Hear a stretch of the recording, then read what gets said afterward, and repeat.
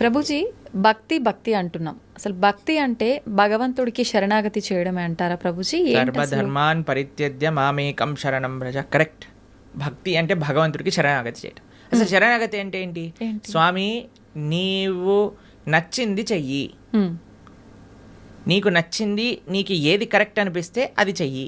ఒక basic aspect of శరణాగతి ఏంటి అని అంటే, భగవంతుడి పట్ల మనం డిమాండ్ చేయకూడదు, నాకు ఇది మంచిది ఇదే చేయాలి నువ్వు. అలా కాదు, అయ్యా నువ్వు ఏం చేసినా సరే నాకు మంచే చేస్తావు అని మన మనసులో ఉండే భావన. అవశ్య రక్షివో కృష్ణ, నువ్వు తప్పకుండా నన్ను రక్షిస్తావు స్వామి, నువ్వేం చేసినా కరెక్టే చేస్తావు, కాబట్టి నువ్వు నచ్చిందే చెయ్యి తండ్రి అని ఫస్ట్ అన్నిటికంటే బేసిక్ విషయం చెప్తున్న శరణాగతిలో. కనీసం ఇది భగవంతుడి దగ్గర అనగలగాలి. కానీ భగవంతుడి దగ్గరికి ఇప్పుడు పూజలు, వ్రతాలు, నోములన్నీ స్టార్ట్ అయిపోతున్నాయి కదా. ఈ నోములో ఇది చేస్తే నాకు ఈ ఫలితం వస్తుంది, ఏ నోము చేస్తే నాకు ఏ ఫలితం వస్తుంది, ఈ స్తోత్రం చదివితే నాకు ఇది అవుతుంది, ఆ పూజ చేస్తే నాకు అది అవుతుంది, ఇన్ని వారాలు ఇది చేస్తే నాకు ఇది అయిపోతుంది. సారీ సార్, ఇది భక్తి కాదు, ఇది కేవలం పూజ, ఆరాధన కాదు. పూజ చేస్తే పుణ్యం వస్తుంది, ఆరాధన చేస్తే భగవంతుడి యొక్క కృప, భగవంతుడి పట్ల ప్రేమ పెరుగుతుందన్నమాట. కాబట్టి తిరువారాధన అని మనము భగవద్భక్తి సాంప్రదాయంలో అంటాం. స్వామి యొక్క ఆరాధన అనేది యూజ్ చేస్తాం. ఆరాధన అంటే ఎప్పుడైతే ప్రేమ ఉంటుందో, అక్కడ ఎటువంటి అపేక్ష ఉండదో అది ఆరాధన అవుతుంది. కానీ నాకు ఇది కావాలి అని మనం చేస్తే అది పూజ అవుతుంది, దానివల్ల పుణ్యం మాత్రమే వస్తుంది, భక్తి రాదు. కాబట్టి మీరు అన్నట్టుగా భగవంతుడి యొక్క పూజ చేయటము లేదా భగవంతుడి యొక్క ఆరాధన చేయడం యొక్క అన్నిటికంటే గొప్ప ఫలితం ఏంటి అని అంటే భగవంతుడికి శరణాగతి చేయుట. స్వామి, నేను నీ వాణ్ణి, నీకు చెందిన వాణ్ణి, నువ్వు నాకు ఏం చేసినా సరే అది తప్పకుండా కరెక్టే చేస్తావు అని భగవంతుడికి కంప్లీట్ శరణాగతి, శ్రీకృష్ణ భగవానుడికి కంప్లీట్గా శరణాగతి చేయుట, దాన్నే భక్తి అని అంటారు. చాలా కరెక్ట్గా చెప్పారు మీరు. ఆ భావన చాలా శ్రేష్టమైన భావన, అందరూ అలవర్చుకోవాల్సిన భావన. ప్రభుజీ, ఒక జీవి ముక్తి పొందాలి అంటే మీరు చెప్పినట్టుగా భగవంతుడికి శరణాగతి చేస్తే ముక్తి పొందొచ్చు అంటారా? అదే మార్గం భగవంతుడి దగ్గరికి వెళ్ళడానికి, భగవంతుడి యొక్క సేవ చేయడానికి మార్గమే భక్తి శరణాగతి. ఇంకే మార్గం లేదు. భగవంతుని చేరుకోవడానికి అన్నిటికంటే ఈజియెస్ట్ మార్గం, అన్నిటికంటే బెస్ట్ మార్గం ఏదన్నా ఉంటే అది భక్తియే. ఆ భక్తి తప్ప సమాశ్రితాయై పదపల్లవప్లవం మహత్పదం పుణ్య యశోమురారే భవాంబుదిర్వత్స పదం పరం పదం పదం పదం యద్విపదాం న తేషాం అని అంటారు. సమాశ్రితాయై అంటే శరణాగతి చేయటం. ఎవరైతే భగవంతుడి యొక్క శ్రీచరణాలను ఆశ్రయిస్తారో అటువంటి వాడికి ఏమవుతుందట, ఇంత పెద్ద సంసార సాగరం అంటాం కదండి, సంసార సాగరంలో కొట్టి ముట్టాడుతున్నాం అంటారు కదా, ఆ సంసార సాగరం ఎంత అయిపోతుందట అంటే, ఒక గోవు దూడ పాదం ఉంటుంది కదండి, దూడ కానీ బురదలో పాదం పెట్టింది అనుకోండి, ఇంత చిన్న హోల్ అవుతుంది, దాంట్లో ఎంత నీళ్లు ఉంటాయి? తక్కువగా ఉంటాయి. అన్ని నీళ్ళు అయిపోతుందంటే ఈ సంసార సాగరం మొత్తం ఎవరైతే భగవంతుడికి శరణాగతి చేస్తారు. అంత నీటిని ఎంత సులభంగా దాటొచ్చండి, ఒక పాదం పెడితే సరిపోతుంది, దాటి అంతే. అలా సంసారాన్ని దాటేయచ్చట ఎవరైతే భగవంతుడి యొక్క పాదాలకు శరణాగతి చేస్తారు.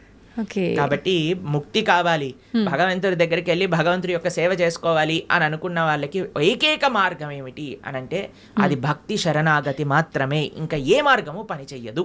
ఓకే ప్రభుజీ, మోక్షం అంటుంటాం, ముక్తి మోక్షం ఒకటేనా? ఇవి రెండు కూడా భగవంతుని చేరుకోవడాన్నే ముక్తి మోక్షం అని అంటారా? ఎస్, ముక్తి మోక్షము అని అంటే చాలా మందికి ఒక మిస్కన్సెప్షన్ ఏముంటుంది అని అంటే భగవంతుల్లోకి వెళ్ళి కలిసిపోవటము అని అనుకుంటారు, ఐక్యం అయిపోవటము అని అంటారు. చాలా మంది ఈ మాట వాడుతూ ఉంటారు అనమాట.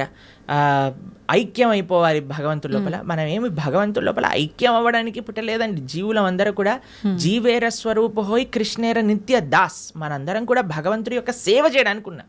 ఇప్పుడు చూడండి, ఒక చిన్న పిల్ల ఉంది, ఆవిడికి అమ్మ అంటే చాలా ప్రేమ ఉన్నప్పుడు ఆ చిన్న పిల్ల వచ్చి అమ్మతోటి, అమ్మ మళ్ళీ నేను నీ పొట్టలోకి దూరిపోతాను, నీ శరీరంలోకి వెళ్ళిపోతాను అని అంటే, ఒరే శరీరంలోకి వెళ్ళటం ఏంట్రా, నువ్వు అమ్మ అంటే ప్రేమ ఉంది అని అంటే నువ్వు ఏదో ఒక సేవ చేయాలి, అమ్మకి నచ్చినట్టుగా ఉండాలి, అమ్మకి నచ్చే విధంగా ఉండాలి, అదే సేవ కదండి. అమ్మ పొట్టులోకి వెళ్ళిపోవటం ప్రేమనా లేదా అమ్మకి నచ్చే పనులు చేయటం ప్రేమనా? నచ్చే పని చేయటం. కాబట్టి భగవంతుడి యొక్క భక్తి, భగవంతుడి ముక్తి అని అంటే భగవంతుడు లోపలికి వెళ్ళిపోవాలి అని కోరుకోవటం కాదు, భగవంతుణ్ణే అయిపోవాలి అని చాలా మంది అనుకుంటూ ఉంటారు అనమాట. కానీ అది కాదండి ముక్తి అంటే భగవంతుడి యొక్క సేవ చేయటం. భగవంతుడి యొక్క సేవ కాదు, భగవంతుడి యొక్క భక్తుల యొక్క సేవ, భగవంతుడి యొక్క భక్తుల యొక్క సేవ కాదు, భగవంతుడి యొక్క భక్తుల యొక్క భక్తుల యొక్క సేవ. భగవంతుడి యొక్క భక్తుల యొక్క భక్తుల యొక్క సేవ కాదు, భగవంతుడి యొక్క భక్తుల యొక్క భక్తుల యొక్క భక్తుల యొక్క సేవ. దాసానుదాసో తవ పాదేయిక మూలం, ఇది ముక్తి అని అంటే. మనం చాలా మందికి ప్రశ్న, ఒకవేళ మనకి ముక్తి వచ్చేసింది అనుకోండి, భగవంతుడి దగ్గరికి వెళ్ళిపోవాలి, ఏం చేస్తాము? సేవ చేసుకుంటాం. ఎస్, సేవ చెయ్యాలి అనే వాళ్ళకే అక్కడికి అలౌడ్ ఉంటుంది, లేకపోతే అలౌడ్ ఉండదు అనమాట. నేను కూడా మీరు వైకుంఠానికి ఎందుకు వెళ్తున్నారండి అని వీసా స్టాంపింగ్ వాళ్ళు అడిగారు అనుకోండి, ఏం లేదండి మేము కొద్దిగా మాకు వైకుంఠం చూసి రావాలని ఉంది అనుకోండి, రిజెక్ట్ అనేసిస్తారు. టూరిస్ట్గా వెళ్ళలే మనం వైకుంఠానికి, పర్మనెంట్ రెసిడెంట్ గానే వాళ్ళు వీసా ఇస్తారు. ఆ పర్మనెంట్ రెసిడెంట్లో కూడా పర్మనెంట్ ఎంప్లాయ్మెంట్ ఉంటుంది అన్నమాట మనకి భగవంతుడి యొక్క సర్వీస్. ఎవరైతే ఎంజాయ్మెంట్ మెంటాలిటీ ఉంటుందో వాళ్ళకి పరలోకానికి అలౌడే ఉండదు. ఎవరైతే సేవా భావనలో ఉంటారో వాళ్ళకి మాత్రమే భగవంతుడి దగ్గరికి అలౌడ్ ఉంటుంది. ప్రభుజీ, జీవాత్మ అంటుంటారు, జీవుడు జీవాత్మ రెండు ఒకటేనా, వేరు వేరంటారా? ఎస్, మనకి 3 రకాల శరీరములు ఉంటాయి. ఇప్పుడు మీరు చూసే దాన్ని స్థూల శరీరము అని అంటారు. అంటే చర్మము, బ్లడ్, బోన్స్ వీటన్నిటితో ఉండే స్థూల శరీరం అంటారు. దీంట్లోపల సూక్ష్మ శరీరం అని ఉంటుంది. మన బుద్ధి అహంకారములతో స్థూల శరీరం ఉంటుందన్నమాట. దాని లోపల స్థూల శరీరం, సూక్ష్మ శరీరం, దాని లోపల మనకి కారణ శరీరము అని అంటారు. దాన్ని ఆత్మ, జీవాత్మ అని అంటారు.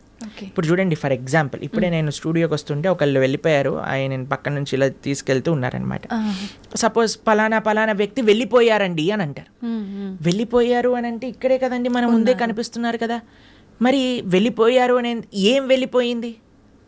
ఆత్మ. ఇదే బేసిక్ అండర్స్టాండింగ్. కానీ ఎంతమందికి ఈ విషయం గురించి, అరే ఆత్మ వేరు శరీరం వేరు అని మనం గుర్తించేసామనుకోండి, ఈ శరీరం పైన అంత ఇన్వెస్ట్మెంట్ ఎందుకు చేస్తాం చెప్పండి? అస్సలు ఎవరైనా ఎవరైనా అద్దెల్ని అలంకరించుకుంటారా? మీకు ఈ స్టూడియో అంటే జస్ట్ రెంట్కే ఇచ్చారంటే మీరు ఒక 1 కోటి రూపాయలు పెట్టి దీన్ని రీమోడిఫికేషన్ చేస్తారా? లేదు, ఆలోచిస్తాం ప్రభుజీ, ఖచ్చితంగా ఆలోచిస్తాం. ఎప్పుడైతే మన సొంత ఇల్లు ఉంటుందో అక్కడ అలంకరించుకుందాం అని అనుకుంటారు కదా. కానీ మనందరం చేసే పని ఏంటి? ఇది తెలుసు, అదే ఈ శరీరము పర్మనెంట్ కాదు, అయినా సరే మనం ఈ శరీర పోషణలో ఉన్నాం. కానీ శరీర పోషణలో ఉండద్దు అని చెప్పట్లేదండి, కానీ ముఖ్యమైన ఆత్మని మర్చిపోరాదు. అది అన్నిటికంటే ముఖ్యం. జీవాత్మ మనము అని అంటే, ఇప్పుడు చూడండి, ఇది నా చెయ్యి అంటాం, నా చెయ్యి, నా షర్ట్, నా వాచ్, నా తల, నా కళ్ళు. మరి నువ్వెవరు? నా నా నా నా అంటున్నావు కదా, మరి నువ్వెవరు అని కానీ మనం ప్రశ్న చేసుకుంటే మనకు తెలుస్తుంది, మనం ఈ శరీరం కాదు. శరీరం అయితే మరి ఆ వ్యక్తి అలానే ఉన్నాడు కదా, వెళ్ళిపోయారు అని ఎందుకు అంటున్నారు? జీవులం మనం, మనందరం కూడా ఆత్మ, అదే జీవాత్మ అంటారు. కేవలం ఈ 3 కాదండి, ఇంకొక ఆయన కూడా మన శరీరంలో ఉన్నారు, ఆయన పరమాత్మ. మన హృదయంలో, హృదయ స్థానంలో 2 ఉంటారు వ్యక్తులు, జీవాత్మ, పరమాత్మ, 2. జీవాత్మ ఎప్పుడైతే పరమాత్మను తెలుసుకొని పరమాత్మకు శరణాగతి చేసి పరమాత్మ సేవ చేస్తారో దాన్నే ముక్తి మోక్షము అనేది. కాబట్టి జీవుడు జీవాత్మ 2 ఒకటే. జీవాత్మ ఒకళ్ళు, పరమాత్మ ఒకళ్ళు. పరమాత్మని తెలుసుకోవటమే జీవుడి యొక్క లక్ష్యం.